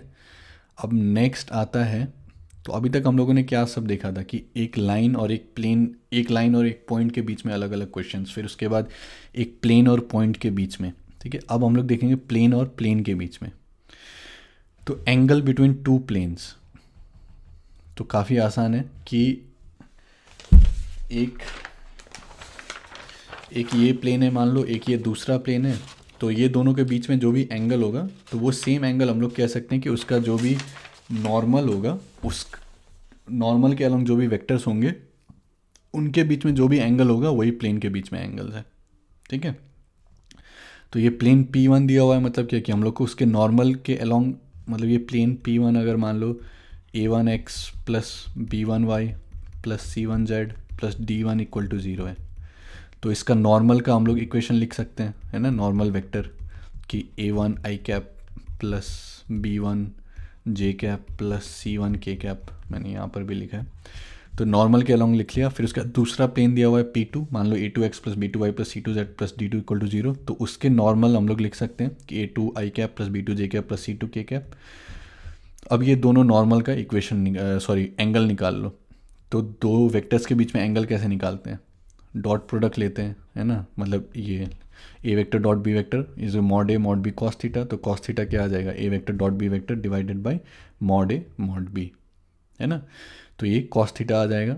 अब अगर मेरे को मतलब दो एंगल्स होंगे, है ना, दो प्लेन के बीच में या फिर दो लाइन के बीच में भी सोचोगे तो क्या होता है, दो एंगल्स होते हैं, एक एक्यूट एंगल एक ऑब्ट्यूज एंगल, ठीक है। वैसे ही प्लेन्स के बीच में भी एक एक्यूट एंगल होगा एक ऑब्ट्यूज एंगल होगा। तो एक्यूट एंगल मतलब हम लोग का जो कॉस ऑफ वो एंगल होगा वो पॉजिटिव होगा, है ना। तो जब भी एक्यूट एंगल निकालना है तो ये जो भी एंगल हम लोग निकाल रहे हैं तो उसका मैग्नीट्यूड ले लो, है ना, तो जो भी एंगल आएगा वो एक्यूट एंगल आएगा, ठीक है। मतलब कॉस का ग्राफ कैसे होगा कि कॉस का ग्राफ कुछ इस टाइप से होता है ना, कि ज़ीरो से लेके π/2, तो यहाँ तक ये पॉजिटिव होता है, फिर π/2 से पाई ये नेगेटिव होता है। तो ये एंगल हम लोगों ने लिया, ठीक है, कि a vector dot b vector divided by mod a vector mod b vector. तो अगर हम लोग को एक्यूट एंगल चाहिए तब फिर इसका भी हम लोगों ने मैग्नीट्यूड ले लिया, है ना। तो ये कॉस थीटा क्या आएगा, पॉजिटिव आएगा, तो यहाँ से थीटा जो है वो एक्यूट एंगल वाला आ जाएगा, और ऑब्ट्यूज चाहिए तो फिर पाई माइनस थीटा कर दो उसका, ठीक है। तो सिंपल कॉन्सेप्ट है। फिर मान लो कि distance between two parallel planes, तो जैसे ही पैरेलल प्लेन्स बोला गया है मतलब क्या कि दोनों का नॉर्मल्स जो होगा उसका डायरेक्शन रेशियो सेम होगा, है ना। कि अगर दो प्लेन्स पैरेलल हैं तो फिर अगर एक नॉर्मल मतलब एक प्लेन के ऊपर परपेंडिकुलर है तो फिर दूसरा पैरेलल के ऊपर भी वो परपेंडिकुलर होगा, ठीक है। तो अगर एक प्लेन का इक्वेशन ये है ax plus B Y plus C Z plus D one is equal to zero, तो दूसरा जो पैरेलल प्लेन होगा उसका इक्वेशन ये होगा कि ax plus B Y plus C Z plus D two is equal to zero, मतलब कि ए बी सी सेम रहेगा, बस ये डी वन जो है ये डी टू हो जाएगा, है ना। तो अगर मेरे को डिस्टेंस निकालना है तो हम लोग क्या कर सकते हैं कि ये जो प्लेन है P2 इसके ऊपर मान लो कोई भी मैंने एक पॉइंट मान लिया x2 y2 z2, ठीक है। तो उससे मैं परपेंडिकुलर ड्रॉप दे सकता हूँ इसके ऊपर प्लेन P1 के ऊपर। तो ये AM हम लोग को निकालना आता है कि कोई भी पॉइंट से इसका डिस्टेंस कैसे निकालते हैं, कि mod of ax2 plus by2 plus cz2 plus d1 divided by square root of a square plus b square plus c square, है ना। अब क्योंकि ये x2 y2 z2 ये प्लेन P2 के ऊपर लाई कर रहा है तो उसका मतलब क्या है कि ax2 plus by2 plus cz2 plus d2 is equal to zero. तो ये ax2 plus by2 plus cz2 क्या है, माइनस d2, है ना। तो इसकी जगह हम लोग माइनस d2 डाल सकते हैं। तो डिस्टेंस क्या आ जाएगा, mod of d1 minus d2 by square root of a square plus b square plus c square, ठीक है। तो एक प्लेन का इक्वेशन ये दिया हुआ है ax plus B plus C Z plus D one equal to zero, दूसरे का दिया हुआ है plus d2 is equal to zero. तो डिस्टेंस इसका क्या आ जाएगा, mod of d1 minus d2 divided by square root of a square plus b square plus c square. ठीक है, अब नेक्स्ट हम लोग देखते हैं फैमिली ऑफ प्लेन्स। ठीक है, तो इसमें क्या बोल रहा है कि हम लोग को दो प्लेन्स दिया हुआ है, एक प्लेन मान लो कि ये P1 दिया हुआ है और दूसरा प्लेन ये P2 दिया हुआ है। ठीक है, और तीसरा प्लेन हम लोग को ऐसा प्लेन चाहिए जो कि ये दोनों प्लेन्स के इंटरसेक्शन से पास कर रहा है। ठीक है, तो उसका इक्वेशन हम लोग कैसे लिख सकते हैं कि ये जो प्लेन का इक्वेशन होगा that will be P1 plus lambda P2 is equal to 0। P1 का मतलब क्या है कि इस टर्म मतलब a1x plus b1y plus c1z plus d1, और P2 का मतलब क्या है a2x plus b2y plus c2z plus d2। ठीक है, तो इसको ऐसे सोच सकते हो कि अगर मैं ये प्लेन का इस टाइप से इक्वेशन लिख रहा हूँ तो कोई भी पॉइंट अगर मैं यहाँ पर लेता हूँ, है ना, जो कि ये प्लेन के ऊपर लाई कर रहा है, तो ये पॉइंट क्या है, P1 के ऊपर भी लाई कर रहा है, तो ये अपने आप ये ज़ीरो हो जाएगा P1 वाला टर्म, और ये P2 के ऊपर भी लाई कर रहा है, तब फिर ये वाला जो टर्म है ये भी ज़ीरो हो जाएगा। ठीक है, तो ये लाइन के ऊपर जितने भी पॉइंट्स हैं वो ये इक्वेशन को सेटिस्फाई कर रहा है ना, P1 plus lambda P2 is equal to 0। तो फैमिली ऑफ प्लेन्स मतलब अब ये लाइन से तो बहुत सारे प्लेन्स पास कर सकते हैं, है ना, तो वो सारे प्लेन्स को जो है ये रिप्रेजेंट कर रहा है P1 plus lambda P2 is equal to 0, और फिर जैसे जैसे लैम्डा का वैल्यू चेंज होते रहेगा वैसे वैसे अलग अलग प्लेन्स हम लोग को मिलते रहेंगे। ठीक है, तो जितने भी प्लेन्स पास कर रहे हैं ये इंटरसेक्टिंग लाइन से, ठीक है, वो सारे प्लेन्स को ये इक्वेशन रिप्रेजेंट करता है सिवाय ये P1 को। ठीक है, तो ये लास्ट लाइन जो मैंने बोला ये इसके डिटेल में अभी हम लोग नहीं जाएंगे, लेकिन सोच क्या सकते हो कि हम लोग को इस टाइप से वो सारे प्लेन्स मिल जाएंगे जो कि ये इंटरसेक्टिंग लाइन से जा रहा है, लेकिन बस ये P1 का इक्वेशन यहाँ से जो है वो नहीं मिल सकता है। ठीक है, तो अभी हम पूरा डिटेल में उसके नहीं जाएंगे, अगर ज़रूरत पड़ेगा आगे कभी तब फिर हम लोग उसके बारे में और ज़्यादा सोचेंगे, लेकिन अभी के लिए बस ये सोच सकते हो कि अगर दो प्लेन्स से इंटरसेक्टिंग मतलब जो भी लाइन है उसके थ्रू अगर हम लोग को फैमिली ऑफ प्लेन्स लिखना है तो हम लोग इस टाइप से लिख सकते हैं P1 plus lambda P2 is equal to 0। ठीक है, अब नेक्स्ट हम लोग देखते हैं कि equation of a plane bisecting the angle between two planes. ठीक है, तो ये दो प्लेन्स दिया हुआ है, मान लो P1, ठीक है, ये एक प्लेन है P1 और एक ये दूसरा प्लेन है P2, और हम लोग को ऐसा प्लेन चाहिए जो कि ये दोनों के बीच में जो भी एंगल है उसको ये बाइसेक्ट कर रहा है।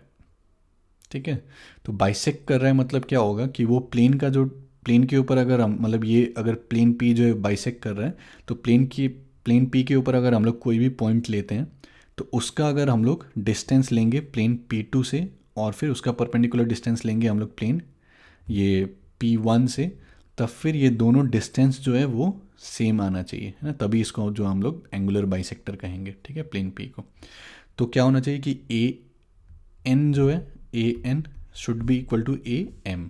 ठीक है, अब AN कैसे निकालते हैं कि ये जो प्लेन है मतलब हम लोग ये जो जनरल पॉइंट है XYZ हम लोग उसको कह रहे हैं, तो इसके ऊपर डिस्टेंस कैसे निकलेगा कि A1x plus B1y plus C1z plus D1 divided by square root of A1 square plus B1 square plus C1 square, इसका मॉड इज इक्वल टू इसका मॉड कि A2x plus B2y plus C2z plus D2 by square root of A2 square plus B2 square plus C2 square. हम जैसे ये mod हटा दो तो फिर यहाँ पर प्लस माइनस साइन आ जाएगा। ठीक है, तो ये जो है ये बाइसेक्टर का इक्वेशन मिल जाएगा हम लोग को कि ये प्लेन का इक्वेशन दिया हुआ है प्लेन P1 का, ये प्लेन P2 का दिया हुआ है, तो बस A1x plus B1y plus C1z plus D1 divide by square root of A1 square plus B1 square plus C1 square लिखो, फिर यहाँ पर A2x plus B2y plus C2z plus D2 divide by square root of A2 square plus B2 square plus C2 square और फिर यहाँ पर plus minus. ठीक है, तो अब प्लस माइनस का मतलब क्या होता है कि जैसे दो लाइंस के बीच में अगर हम लोग को एंगुलर बाइसेक्टर चाहिए रहता है तो एक एंगुलर बाइसेक्टर आएगा जो कि एक्यूट एंगल को बाइसेक्ट करता है, दूसरा आएगा जो कि ऑब्ट्यूज एंगल को बाइसेक्ट करता है। ठीक है, तो वैसे प्लेन्स के केस में दो एंगुलर बाइसेक्टर आएंगे जो कि एक एक्यूट वाले को बाइसेक्ट करता है और फिर दूसरा जो है वो ऑब्ट्यूज वाले को बाइसेक्ट करता है। ठीक है, अब ये कैसे निकालेंगे कि कौन सा एक्यूट एंगल बाइसेक्टर है और कौन सा ऑब्ट्यूज एंगल बाइसेक्टर है, तो उसके लिए एक तरीका है। तरीका क्या है कि जो भी प्लेन का इक्वेशन दिया हुआ है तो उसको आप इस टाइप से लिखो कि आप D1 और D2 को पहले पॉजिटिव बना दो। ठीक है। तो a1x plus b1y plus c1z plus d1 is equal to 0। तो ये d1 जो ये पॉजिटिव होना चाहिए, मतलब कि अगर माइनस है तो फिर माइनस से मल्टीप्लाई कर दो दोनों साइड और फिर उस टाइप से इक्वेशन लिखो, ठीक है। और फिर ये जो दूसरा इक्वेशन है a2x plus b2y plus c2z plus d2 is equal to 0, तो इसमें भी आप d2 को जो है पॉजिटिव बनाओ, ठीक है। तो पहला स्टेप ये है कि d1 d2 को पॉजिटिव बनाओ। फिर दूसरा स्टेप क्या है कि आप इसको इवेलुएट करो, a1 a2 plus b1 b2 plus c1 c2, इसका साइन को इवेलुएट करो, ठीक है। मतलब कि ये ग्रेटर देन 0 है या फिर लेस देन 0 है। तो अगर ये ग्रेटर देन 0 है, ठीक है, अगर ये ग्रेटर देन 0 है तब फिर हम लोग बाइसेक्टर का एंगल कैसे, मतलब बाइसेक्टर का इक्वेशन कैसे निकालते हैं कि a2x plus b2y plus c2z plus d2 है ना, डिवाइड बाई ये square root of a2 square plus b2 square plus c2 square is equal to plus minus ये चीज़। तो इसमें अगर हम लोग, अगर ये चीज़ ग्रेटर देन 0 आता है, a1 a2 plus b1 b2 plus c1 c2 is greater than 0, तब अगर हम लोग ये पॉजिटिव साइन लेंगे तो हम लोग को ऑब्ट्यूज एंगल का बाइसेक्टर मिल जाएगा, और अगर हम लोग नेगेटिव लेंगे तो एक्यूट का मिल जाएगा, ठीक है। मतलब कि अगर ये ग्रेटर देन 0 आता है तब हम लोग पॉजिटिव वाले को अगर लेंगे तो हम लोग को ऑब्ट्यूज मिलेगा, मतलब सेम साइन अगर लेंगे तो ऑब्ट्यूज मिलेगा, और उल्टा साइन ले लेंगे तो एक्यूट मिलेगा। मतलब कि अगर ये लेस देन 0 आ गया a1 a2 plus b1 b2 plus c1 c2, तब फिर अगर हम लोग नेगेटिव साइन लेंगे तो हम लोग को ऑब्ट्यूज मिल जाएगा, और अगर हम लोग पॉजिटिव साइन लेंगे तो हम लोग को एक्यूट मिल जाएगा, ठीक है। तो मैं फिर से एक बार रिपीट कर देता हूँ कि प्लेन का इक्वेशन दिया हुआ है तो पहले इस तरीके से लिखो कि आप d1 d2 दोनों को पॉजिटिव कर दो, फिर उसके बाद a1 a2 b1 b2 c1 c2 ये इवेलुएट करो, है ना, a1 a2 plus b1 b2 plus c1 c2। अगर ये ग्रेटर देन 0 आता है तो सेम साइन अगर लोगे, मतलब पॉजिटिव साइन लोगे तो ऑब्ट्यूज का बाइसेक्टर मिल जाएगा, और अगर नेगेटिव लोगे तो एक्यूट एंगल बाइसेक्टर मिल जाएगा। और अगर ये लेस देन 0 है, a1 a2 plus b1 b2 plus c1 c2 less than 0, तब फिर अगर नेगेटिव लोगे तो ऑब्ट्यूज एंगल बाइसेक्टर मिल जाएगा, और अगर पॉजिटिव लोगे तो एक्यूट एंगल बाइसेक्टर मिल जाएगा। अब इसके डेरिवेशन में हम लोग नहीं जा रहे हैं, ऐसा क्यों होता है, लेकिन जब हम लोग क्वेश्चन सॉल्व करेंगे तो ये सारे कॉन्सेप्ट जो है वो अप्लाई हो जाएंगे। नेक्स्ट हम लोग देखते हैं कि अगर प्लेन और एक लाइन के बीच में इक्वेशन एंगल निकालना है, तो ये एक प्लेन दिया हुआ है और ये एक लाइन है, ये दोनों के बीच में इक्वेशन चाहिए, तो हम लोग क्या कर सकते हैं कि प्लेन का जो भी नॉर्मल है और ये जो लाइन है उसके बीच में एंगल ले सकते हैं, और फिर उसका 90 माइनस थीटा ले सकते हैं, ठीक है। मतलब क्या है कि जैसे एक ये प्लेन दिया हुआ है, तो प्लेन का नॉर्मल वेक्टर मान लो हम लोग को ये दिया हुआ है a1 i cap plus b1 j cap plus c1 k cap, ठीक है। और फिर ये लाइन है, लाइन के अलॉन्ग मेरे को कोई भी एक वेक्टर पता है ना, a2 i cap plus b2 j cap plus c2 k cap. तो अगर मैं ये लाइन और नॉर्मल के बीच में एंगल को अल्फ़ा कहूँ तो वो मैं आराम से निकाल सकता हूँ।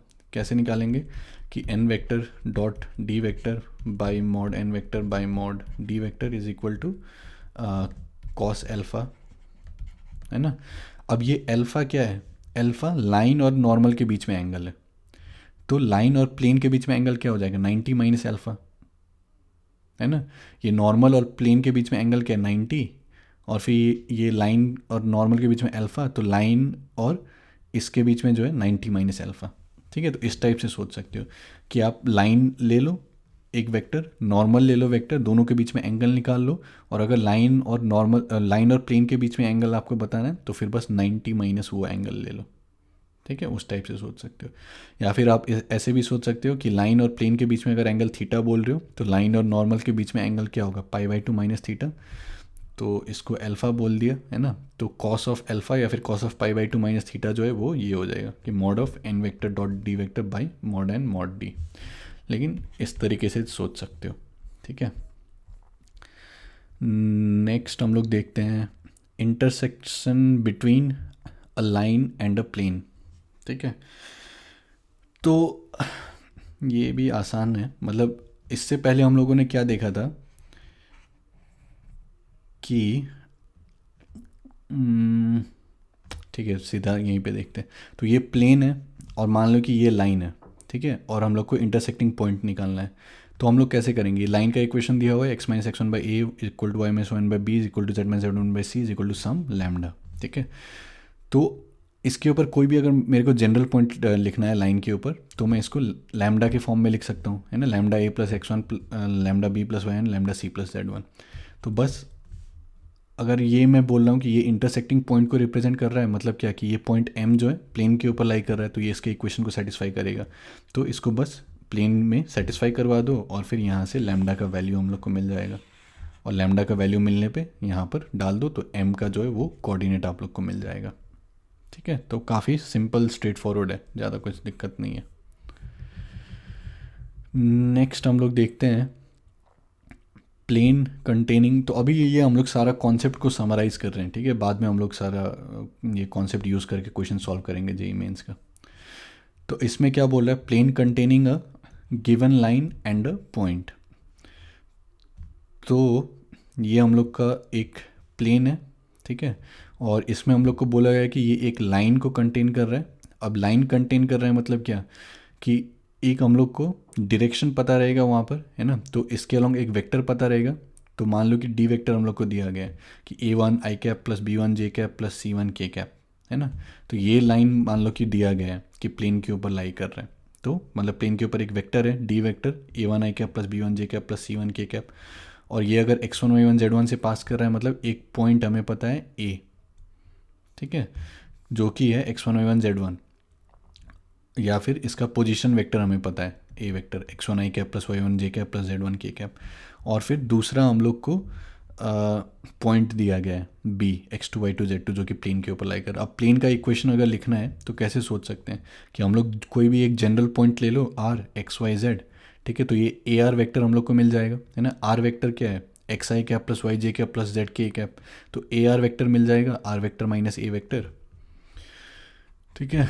तो ए आर वेक्टर मिल जाएगा ये एक्स माइनस एक्स वन आई cap plus Y minus Y one जे cap plus Z minus Z one के कैप, तो ए आर वेक्टर मिल गया। फिर ये ए बी वेक्टर मिल जाएगा x two minus x one y two minus Y one z two minus Z one, ठीक है, और फिर ये डी वेक्टर है।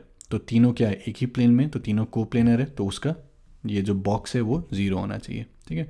तो box of x minus x one y minus Y one z minus Z one, फिर ये d vector a one b one c one, और फिर ये a B vector x two minus x one y two minus Y one z two minus Z one, ये जो है zero होना चाहिए। इसके बारे में सोचो, समझ में आ जाना चाहिए। अब नेक्स्ट हम लोग देखते हैं कंडीशन ऑफ कोप्लेनर लाइंस, ठीक है। तो इसमें क्या बोल रहा है कि अगर दो लाइंस हम लोग को दिया गया है और पूछा जा रहा है कि ये कोप्लेनर है कि नहीं, तो कैसे निकालेंगे। तो दो लाइंस अगर दिया गया मतलब कुछ इस फॉर्म में दिया रहेगा, है ना, कि एक लाइन है x minus x one by a one is equal to Y minus one by b one is equal to Z minus Z one by c one, ठीक है। तो उसमें हम लोग को क्या पता रहेगा कि ये लाइन के ऊपर एक पॉइंट लाई करता है x one Y one Z one, ठीक है, और एक डायरेक्शन है d one vector is equal to a one I cap plus B one J cap plus c one के कैप, है ना। और फिर ये जो है लाइन L2 है, तो x2 y2 z2 एक पॉइंट है, और फिर एक डायरेक्शन है D2 vector A2 i cap plus B2 j cap plus C2 k cap, ठीक है। तो अगर ये सेम प्लेन में लाई कर रहा है, तो अगर मैं ये A और B को ज्वाइन कर दूँ तो ये ए बी वेक्टर मिल जाएगा x2 minus x one y two minus Y one z two minus Z one, तो ये ए बी वेक्टर और फिर ये D1 वेक्टर D2 वेक्टर क्या होना चाहिए, कोप्लेनर होना चाहिए, मतलब ये डिटर्मिनेंट अगर हम लोग निकालेंगे तो जीरो आना चाहिए, है ना। तो x2 minus x one y two minus Y one z two minus Z one, फिर ये D1 का कॉम्पोनेंट A1 B1 C1, और फिर D2 का component A2 B2 C2, this is equal to zero, ठीक है। तो इसको रट्टा लगाने से अच्छा है कि इस टाइप से समझ लो, है ना, कि तीन वेक्टर्स मिल गए, एक ए बी वेक्टर, एक D1 वेक्टर, एक D2 वेक्टर, तीनों कोप्लेनर है, तो ये डिटर्मिनेंट जो है ये जीरो आना चाहिए। अब मान लो कि हम लोग को बोला गया है कि दो लाइंस प्लेन कंटेन कर रहा है और वो प्लेन का इक्वेशन लिखना है। तो सेम चीज़ फिर से कि ये लाइन L1 है, पॉइंट x1 y1 z1 है, ये D1 वेक्टर है इसके अलॉन्ग, ये लाइन L2 है, पॉइंट B है x2 y2 z2, और ये D2 वेक्टर है। तो प्लेन के ऊपर कोई भी जनरल पॉइंट ले लो x y z, तो ए आर वेक्टर आ जाएगा। अब ये A R vector D1 vector D2 vector क्या हो गया, कोप्लेनर हो गया। तो बस कोप्लेनर इक्वल टू जीरो कर दो, तो determinant of x minus x one y minus Y one z minus Z one, फिर ये D1 का A1 B1 C1, और फिर D2 का A2 B2 C2, this is equal to zero. Same चीज़ हम लोग यहाँ पर बी आर वेक्टर के साथ भी कर सकते थे, है ना। तो इस टाइप से जो है अलग अलग जो हम लोगों ने कॉन्सेप्ट के फॉर्म में पढ़ा है वो सारे अलग अलग क्वेश्चंस के फॉर्म में पूछे जा सकते हैं, ठीक है।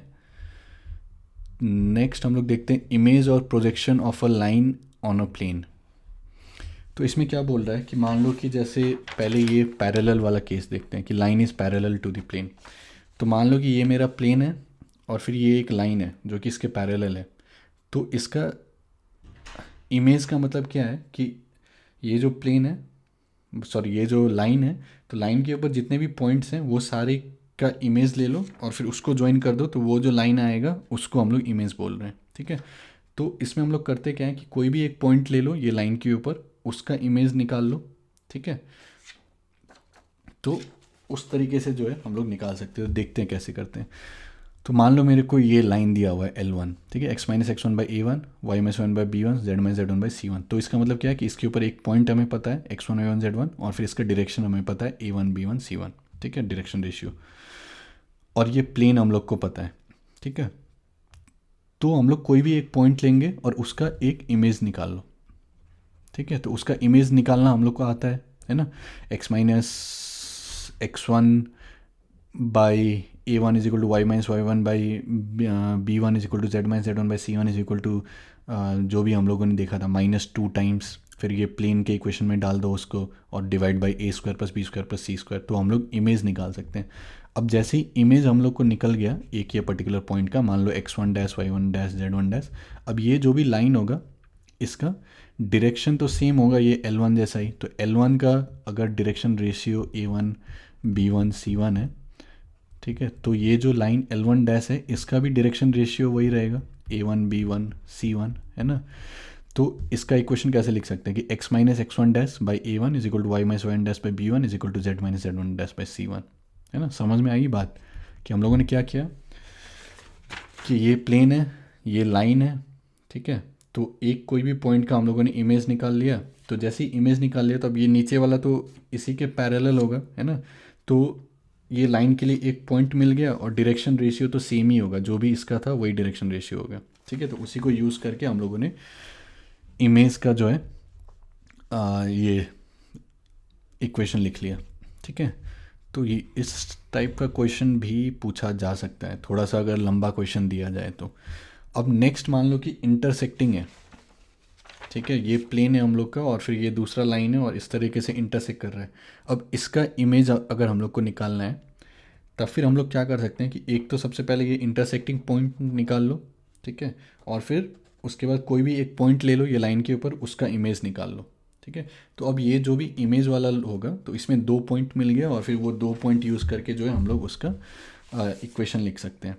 ठीक है, इसको मैंने क्या कहा कि एक प्लेन दिया गया है, एक ये लाइन है, ठीक है, तो इंटरसेक्टिंग पॉइंट निकाल लो यहाँ पर। ठीक है, इंटरसेक्टिंग हम लोगों ने देखा था कैसे निकालते हैं कि लैम्डा के टर्म्स में इसका एक कोई भी जनरल पॉइंट लिख लो और फिर लैम्डा सेटिस्फाई करवा दो ये प्लेन के ऊपर, तो फिर हम लोग को ये पॉइंट मिल जाएगा। अब ये पॉइंट मिल गया, अब कोई भी इसके ऊपर जो भी जनरल पॉइंट है उसका इमेज ले लो।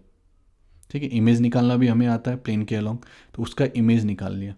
तो इमेज मान लो ये आ गया x1 dash y1 dash z1 dash. अब ये लाइन का इक्वेशन लिखना है तो 2 पॉइंट्स हमें पता है, तो बस इक्वेशन लिख दो कि x minus x one dash by x2 minus एक्स1 dash is equal to y minus y1 dash by y2 minus y1 dash is equal to z minus z1 dash by z2 minus z1 dash. ठीक है, तो पहला step क्या था कि intersecting point निकालो, फिर कोई भी एक पॉइंट का इमेज निकाल लो और फिर ये 2 पॉइंट्स मिल गए ये लाइन के ऊपर, तो फिर उसका इक्वेशन लिख दो।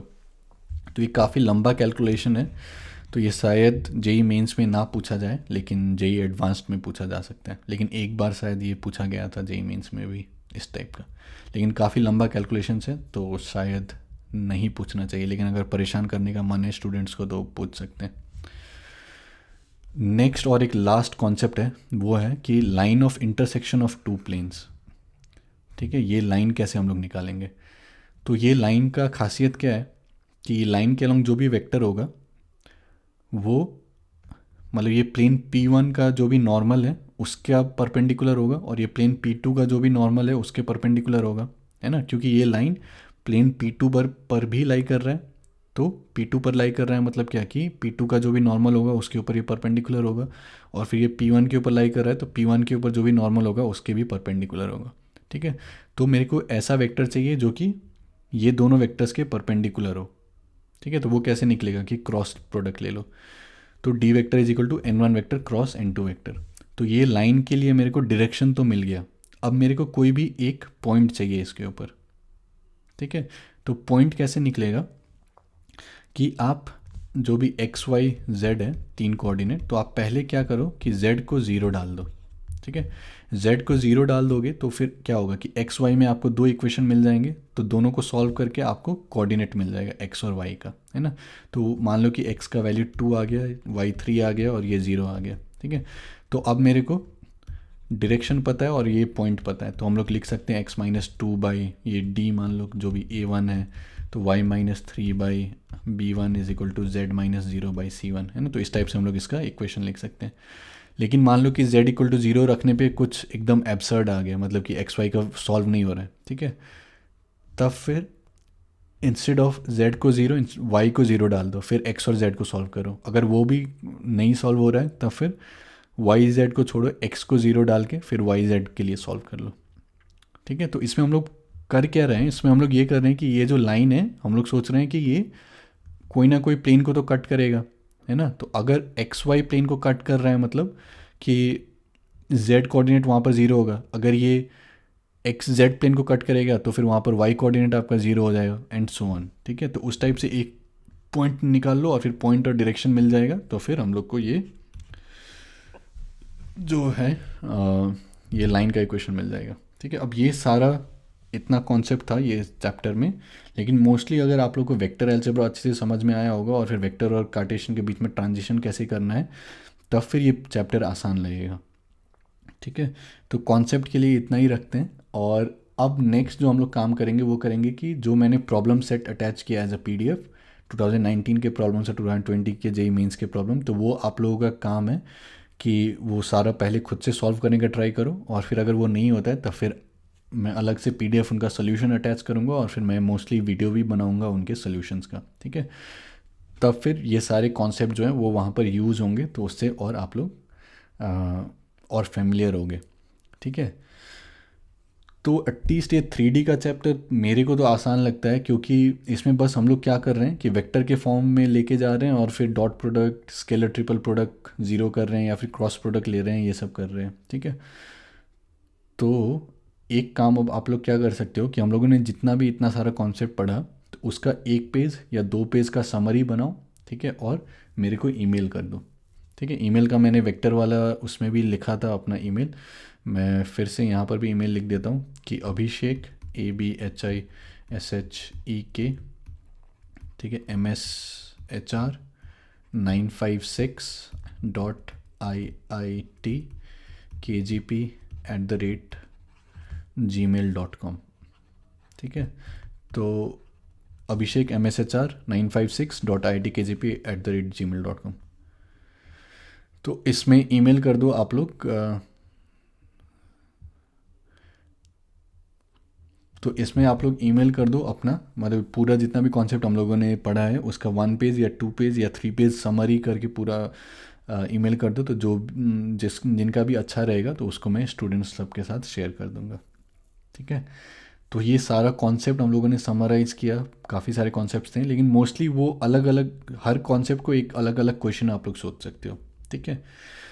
तो मोस्टली हम लोग वेक्टर अलजेब्रा को ही अप्लाई कर रहे थे यहाँ पर, ठीक है। तो अब हम लोग नेक्स्ट क्या करेंगे कि आप लोगों का काम है सारा क्वेश्चंस प्रैक्टिस करो और ये साइकिल को रिपीट करते रहो कि कॉन्सेप्ट पढ़ा, फिर क्वेश्चन सॉल्व किया, क्वेश्चन सॉल्व नहीं हुआ, फिर से कॉन्सेप्ट पढ़ा, ये साइकिल करते जाओगे तब फिर और स्ट्रांग होते जाओगे, ठीक है।